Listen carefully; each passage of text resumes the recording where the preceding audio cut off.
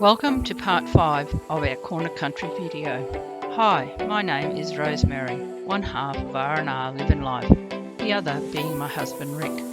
Together we are venturing back through Queensland's southern outback, the Channel Country, through awe-inspiring landscapes, offering rocky mountain ranges, giver plains, floodplains, huge cattle stations, farms, pioneering history and small country towns.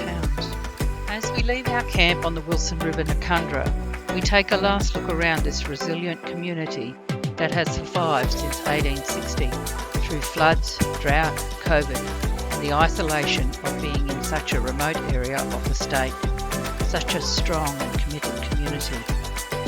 We say goodbye to the heritage-listed Noccundra Hotel that is an important link within the area, once as a Cobb & Co stopping point and now as a monthly flying doctor clinic, and begin our 128-kilometre journey through some of the most spectacular and constantly changing country we have seen, from long stretches of floodplains, undulating hills to vast areas of giver plains.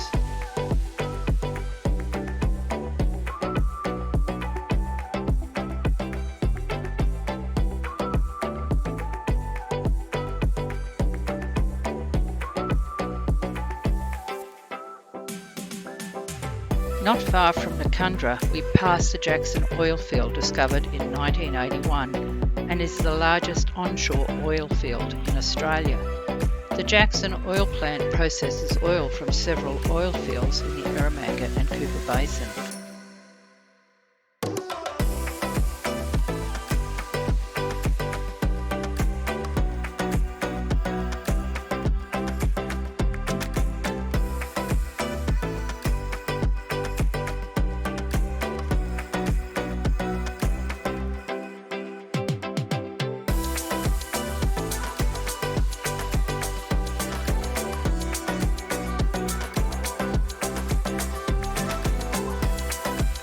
Our journey east takes us through Noccundra Station, established in 1866.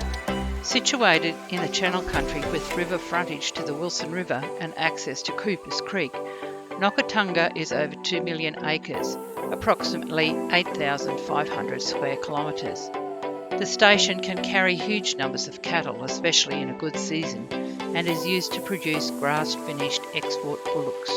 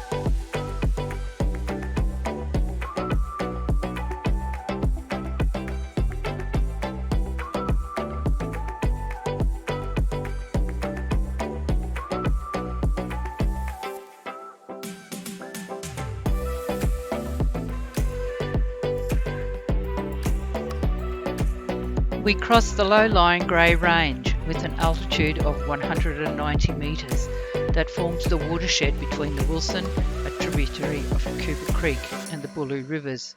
The range stretches from Blackwall in central Queensland to north of Tibooburra in New South Wales. These intertwined watercourses and waterholes throughout the region form the Channel Country.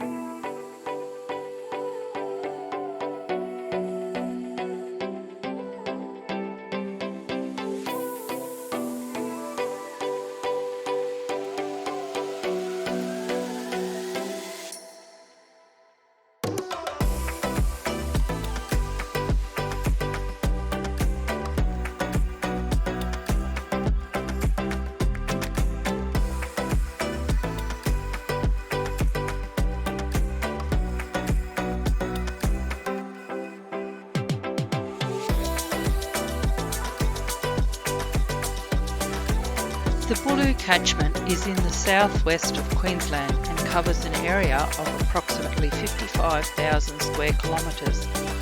The river rises in the Gowan Range, 125 kilometres north of Ada Vale, and is joined by its main northern tributary Blackwater Creek, 20 kilometres below Ada Vale. The Bulu floodplains extend into northern New South Wales and is not part of the Darling-Murray Basin or the Lake Eyre Basin. Instead, it flows into several ephemeral lakes, which are blocked by low hills from reaching Lake Frome, the Paru River, or the Bacanya system. Our camp for the next 2 nights is beside a waterhole on the Bulu River, just outside of Thargomindah.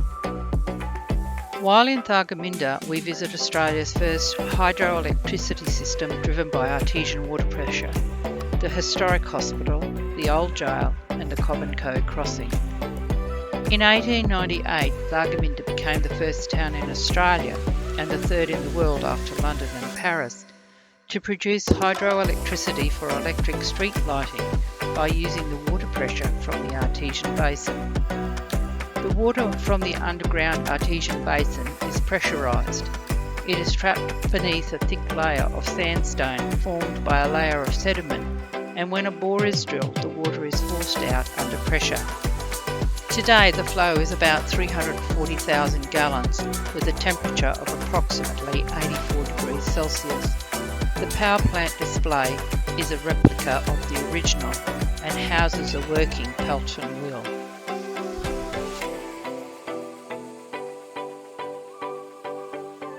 The original Thargomindah Hospital was built prior to 1888 from locally made mud bricks. The bricks were made from black soil from the banks of the Bulu River just south of the town. The cells of the old Thargomindah jail were constructed in 1930 of cypress pine with a galvanised iron roof lined with hardwood. These small dark cells were certainly not a place you would want to be locked in the heat of the outback. The Thargomindah Post Office was built of locally made mud brick and is one of the only 4 remaining buildings in town built with this brick. The original post office was opened in 1870. However, in 1877, a great storm levelled it to the ground. It was then decided by the Government Works Department to construct the building of the best quality bricks that could be found. The Cobb and Co crossing across the Bulu River was the main access to town prior to the bridges being built. Thargomindah was the home of Cobb and Co coaches that serviced all the district settlements and was in use up until late 1929. In 1881, a telegraph office was opened, and in 1886, locked boxes were installed. Meteorological readings were commenced in 1889. The mail services went far and wide, with the service to Noccundra and Nappamerri operational by 1874.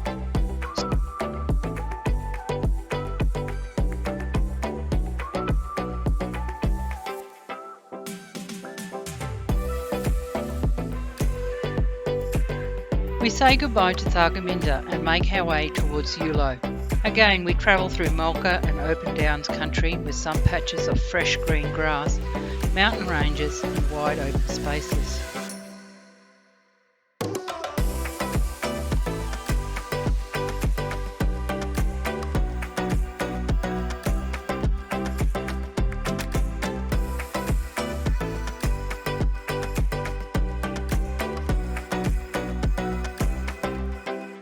Lake Bindagolly National Park is distinguished by desert landscapes, a string of salt and freshwater lakes, thousands of waterbirds and a rare tree.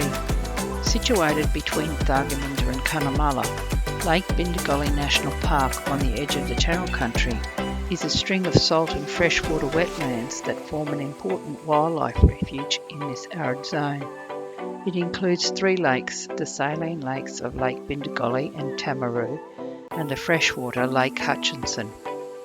Each lake is a separate basin but join after heavy rainfall. These lakes are rain-fed via local catchment areas, so during dry times Lake Bindagolly can become a vast white salt plain.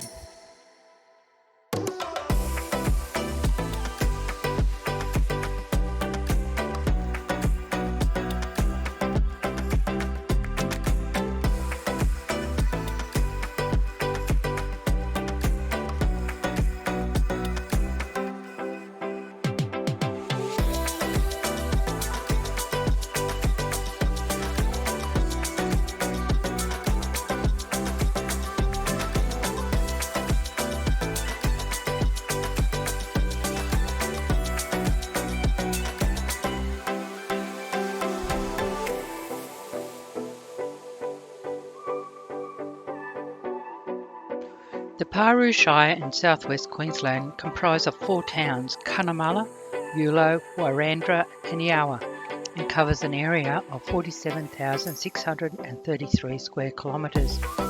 The Shire is filled with an ever-changing landscape, from open mitchell grass floodplains in the east to the Marathi Ranges to the opal fields and the mulga lands to the west.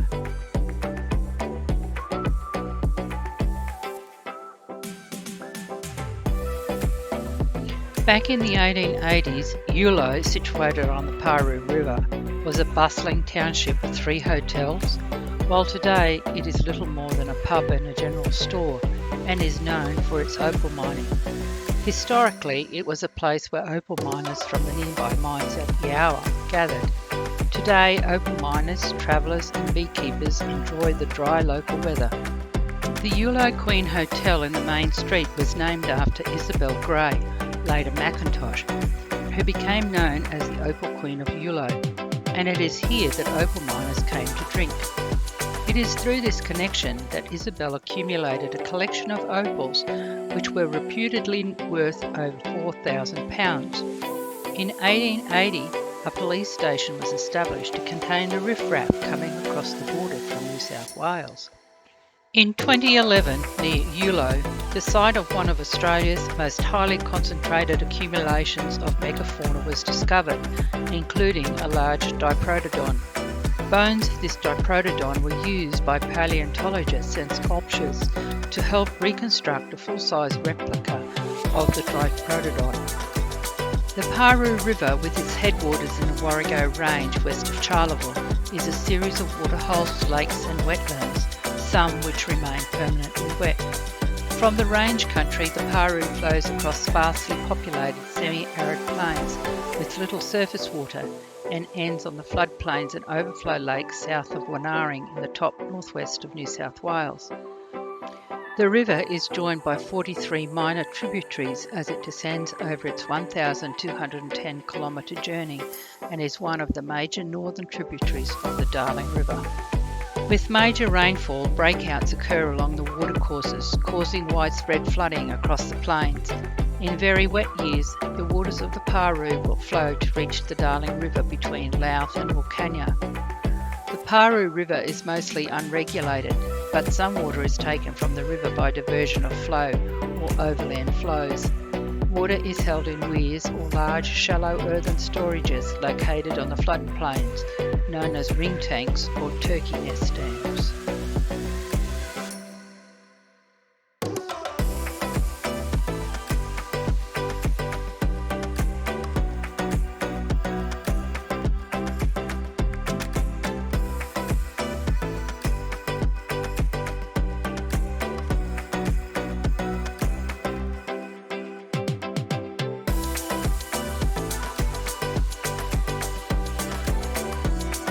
Just over the Paroo River, where we camped at Yulo, we found the site of a variegated spring. The spring is part of the Yulo Springs supergroup, that is part of a group of Great Artesian Basin springs formed in and around the Yulo township in southwestern Queensland.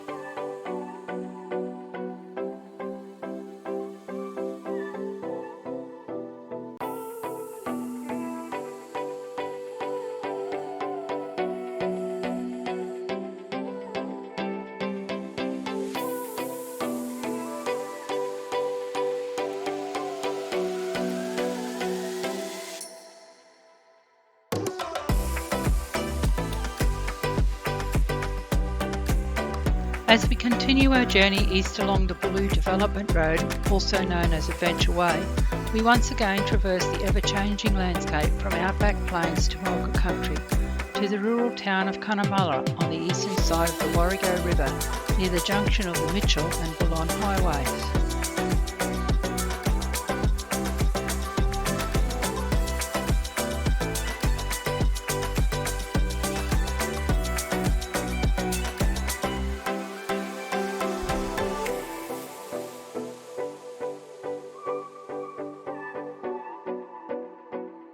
The township of Cunnamulla was created by Cobb & Co in September 1879, when the first coach drove through from Bourke. Today, it is the only surviving southwest town along the original Cobb and Co route. Cunnamulla locals reckon that in their town, the handshake's stronger and the smiles last longer. Perhaps that's why Slim Dusty's Cunnamulla fella has become the epitome of bushfolk. A bronze statue in the main street immortalises the larrikin in all Australians. A solitary tree stands on a sand dune where the bank robber Joseph Wells hid after making an armed withdrawal from the local bank in 1880. While in Cunnamulla, we visited the Cunnamulla Fella Visitor Centre that has an excellent informative display explaining the importance of the Great Artesian Basin and its precious water. The first Queensland flow from the Great Artesian Basin was near Cunnamulla in 1887. Cunnamulla continues to use water drawn from the basin.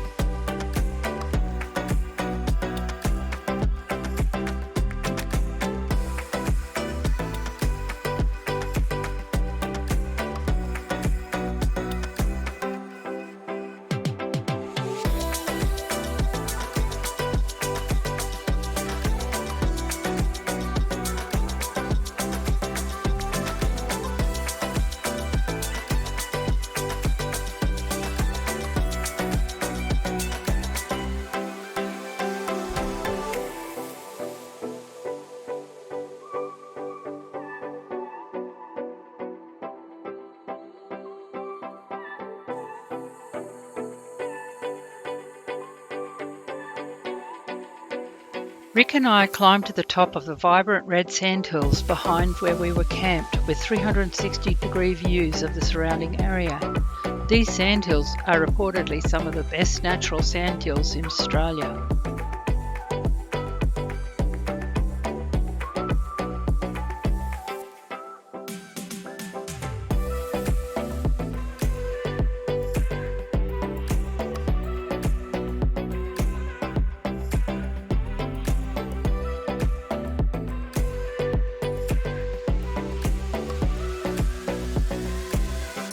I hope you have enjoyed watching this episode. Thank you for watching. Stay tuned as we continue our journey further east.